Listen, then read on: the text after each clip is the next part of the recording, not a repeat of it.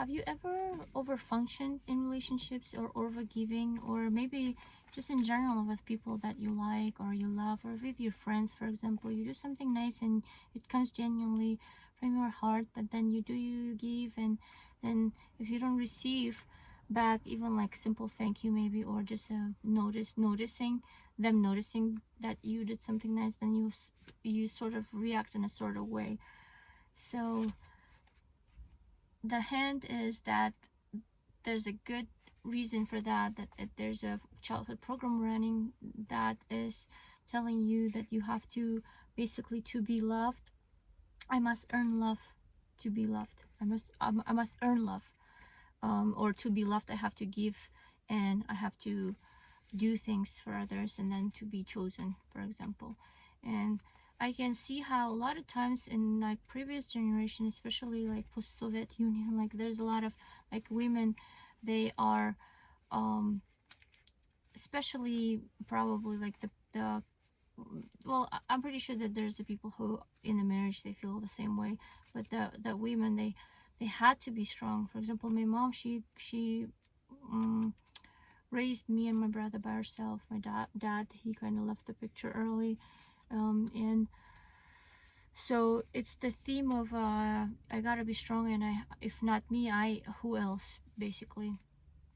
And it's a survival pattern as well, because if she gives up, then what's gonna happen to us? And it's, for me, I as well, as an example, I internalize it as well too. I do that a lot of times. I try to self-sacrifice, or live in this pattern where I do things, or notice that, for example, that if there's a teamwork, then like me and my husband were doing something, that I'll do just a little extra, or sometimes I'll do something for him just because I feel like it, just because I want to take some stuff out of his hands, because I know he's tired maybe, or I know that he'll not have a time to do this, so I'll pick up some extra chores, or extra, like, just maybe something for him.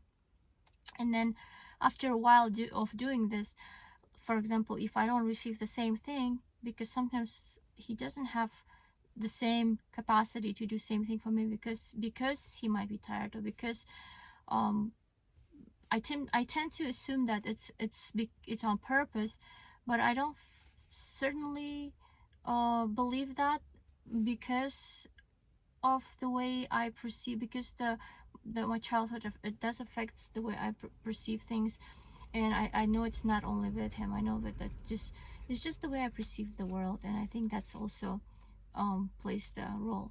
So for me, if he, for example, is not doing the same thing for me, or like, don't take things off my hands, don't notice just how tired I am without me, not doing stuff without me asking him, for example, then I tend to get angry, for example. Not angry, but I'm upset that I did something for him, and he didn't do. Or even if it's not in relationship, because relationship might be not that good of an example, because in relationship you still have to learn how to make each other's life better, right? Easier, or how to communicate, for example. But for like friends and acquaintances, or somebody you just not constantly 24/7 you living with, it could be like doing something nice, or going out of your way and doing something for like friends or families, like, or far relatives, and then feeling certain way when they don't reciprocate, when they don't thank you, or when they when you ask them for help, then they don't. But in general, it's if you do something nice for somebody, it's supposed to be like, if it's from your genuinely from your good heart, right? Then you just do it. You don't expect anything in return. You just do it out of the goodness of your heart, right? And you don't really need to say like what's how it's going to come back to you. Like, you don't really think about, you shouldn't, because then it's like it's not genuine. So I feel like this is how I know, because I'm thinking, well, then it's just, why do I feel this way? Like, why does it affect me? Then it's not from genuine. This is the program that comes out, that, oh, I have to earn love. This is, if I'll do extra, they're gonna like me. But in reality, it's just about being liked, doing some extra, and then waiting for them to accept you, or like you more, or just do something for you and be like, oh yeah, you're such a good-hearted person, and just kind of keep you around. But that's exhausting. That's exhausting, and that's not a really good way to live, for me at least, because it didn't really help me to like build very genuine relationship. At least I feel like within myself, like I know that I am good-hearted person. I know how I am. I know who I am. Maybe not 100% yet, but I'm like on the way, on my way. Like I'm learning about myself. But I know I'm not evil person. I know I'm not gonna just do something just to manipulate somebody. But this particular, I must earn love. That's the something that is, I noticed, and I caught up on it. I catch that I catch that program running, and I am working on it. I am learning about boundaries.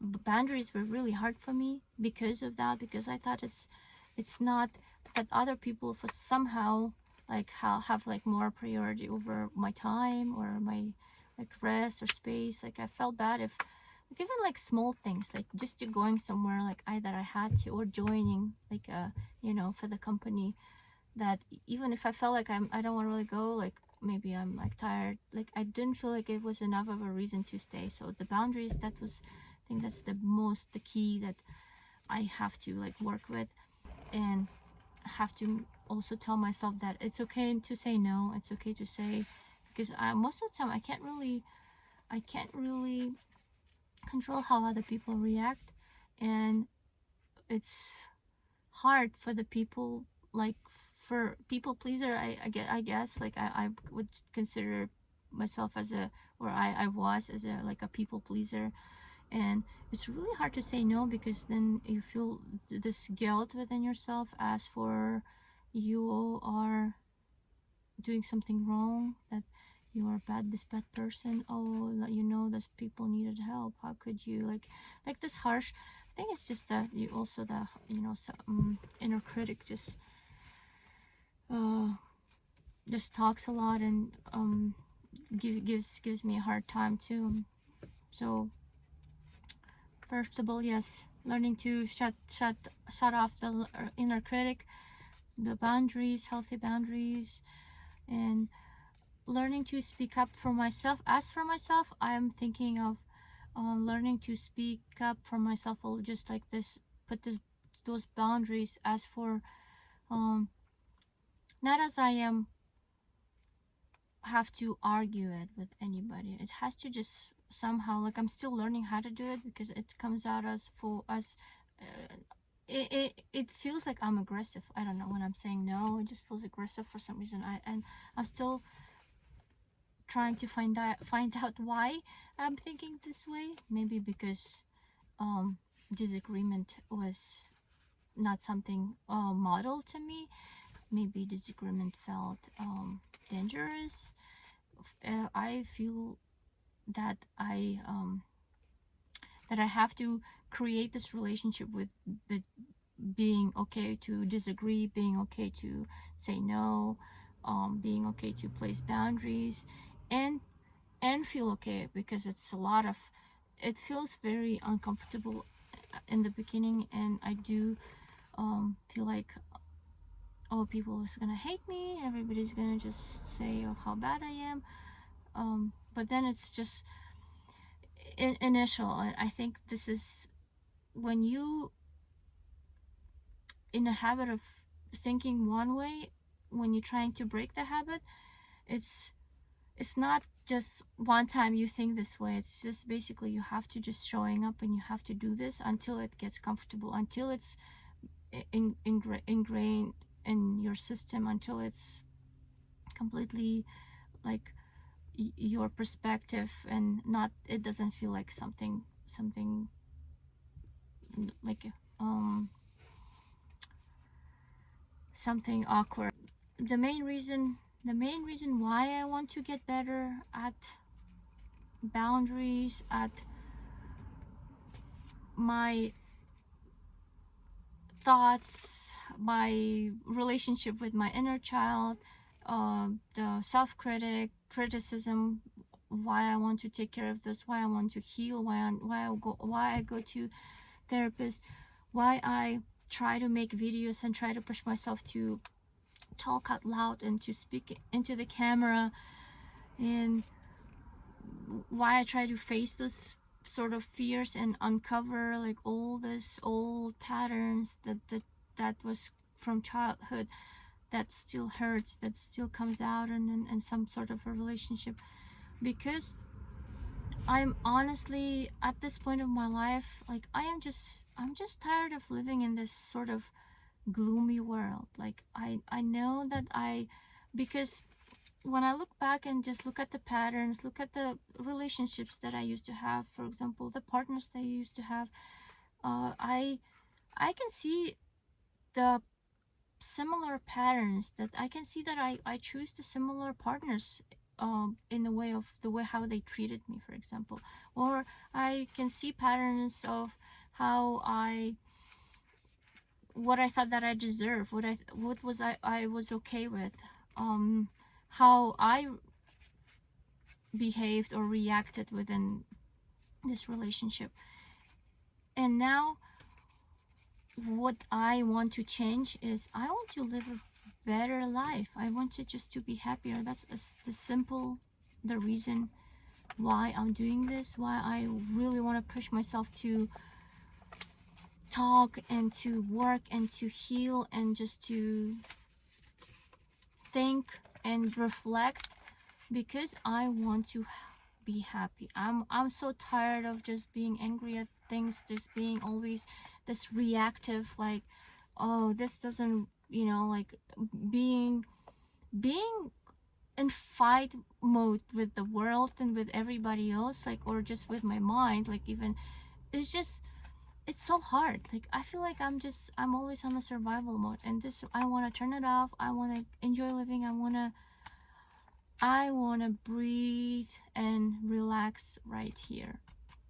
And that's what I'm doing, because at the end of the day, I know how my relationship could look like with my loved ones, with the people that I care about, with my friends, especially with the people who I see every day, because that's the most triggers that I get, for example. And for me, it's one thing to cut off the relationship, for example, or not to talk to somebody, but another thing is just constantly loop inside your mind and be thinking about them, or be thinking about the situation, or be hurting about it, or be like, man, that's like, have this difficult emotions that you can't let them go. Like that's what's not healthy. That's what I don't want. That's what I want to let go of. That's what I striving towards. And then another step would be for me is to have this perspective on life that tells where I am, looking at the world, look at the people, and I give them the benefit of a doubt, or even better than benefit of a doubt, I'll give them good I'll have a good thoughts about them right away, not like unconsciously. Right now I feel like it comes out. I can see the patterns where, because consciously I think I'm thinking good about everybody. It's just sometimes in some moments it comes out, and I can see how judgmental my mind is, for example, towards a simple act of, like, whether my husband, for example, didn't clean up after, like, himself, or left, whether it's personally, because I'm taking it very personally, and then I like take it as something like the end of the world for me. Okay, there's a two decisions could be made. if he continues something and I feel like it's a disrespect, right? If it crosses my boundary, then it just doesn't work. We can just go separate ways, which I don't want to, obviously. Like, I love my husband, I want to try to fix the whatever, but I feel like if it's not personal attack, then why do I feel like it's always personal, or that like somebody will do something on purpose just to hurt me? Because the way I feel like it was coming from my childhood, and that's what I don't like to think. I want to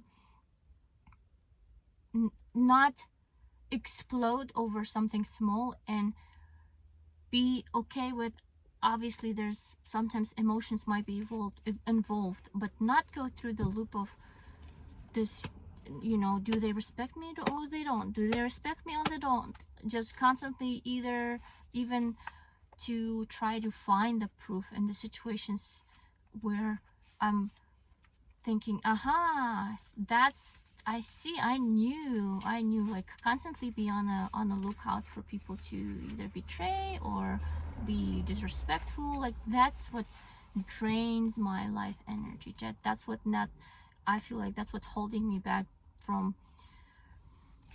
just getting to this next stage of my life where I am happy, abundant, where I am just living my best life. It's my perspective, it's my thoughts. I totally believe that I can change my life by changing my perspective. But changing my perspective, it's sort of, I have to figure out how to, well, I already have a hint. It's the process, especially with the programs that comes from childhood. It's a process that I have to show up for myself. It can't be just one day and it's done. There's a secret pill, like, or there's a secret thing that you have to do, say abracadabra and it's gone, or I don't know, just give yourself a different name and then everything is just, or actually maybe that will work, but I don't know. But you know what I mean, like there's no fast things that you can in any situation, because you know we live on earth and there's a rules where we can't really just take off. We have gravity, we have time that we have to, like, there's different things that we have to follow in having this human body, having this human side of us. And we do have, like, I believe we do have a soul, we do have a that spiritual side of us as well. But the human body, this is where all this personal, like, you know, the trauma store, like this is emotions, this is I feel like it's a gold mine too, because just for example sitting in the cave and meditating and letting go of a physical and just, you know, eating one berry at a time and just being enlightened, I feel like it's pretty easy because I know I can, like, I feel like I can do it. Like, I can do it. I can, like, I have the, you know, hunch, like, what would be the feeling of it that I probably could do this. But being inside the life where you're dealing with lots of different people, and then there's I don't know, arguments, husband, kids are always needing you, there's small kids, and then there's your, I don't know, like relatives, friends, or somebody, maybe some people who you don't really like to deal with, and it's always just, sometimes there's always something going on, like, because you're not just by yourself, you have to deal with the situations. There's a tons of things that we have to maybe deal daily within our lives, within the lives of the, I don't know, the city, the country, and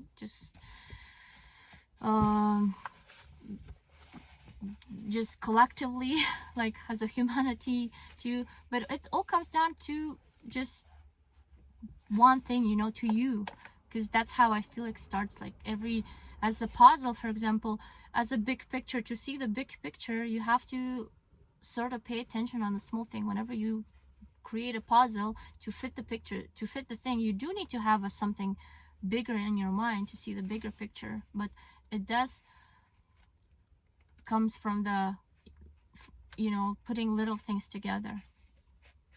putting little things together. So I think this, you know, take what's best, leave the rest. Take what works for you and leave the rest, because that's my motto in life too. There's so much information in the world. There's so many different lives, so many different experiences. Everybody goes through different things. Some people go through the same things. So not everything is going to, you can apply to your life, you know. You just take and try. If it works, it works for you.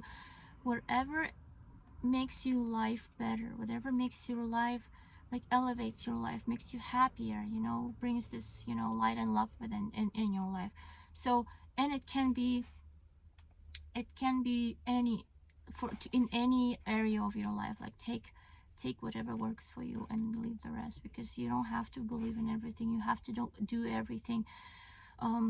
There's so many, who knows what's true and what's not true. That's the word. Take whatever works for you or resonate.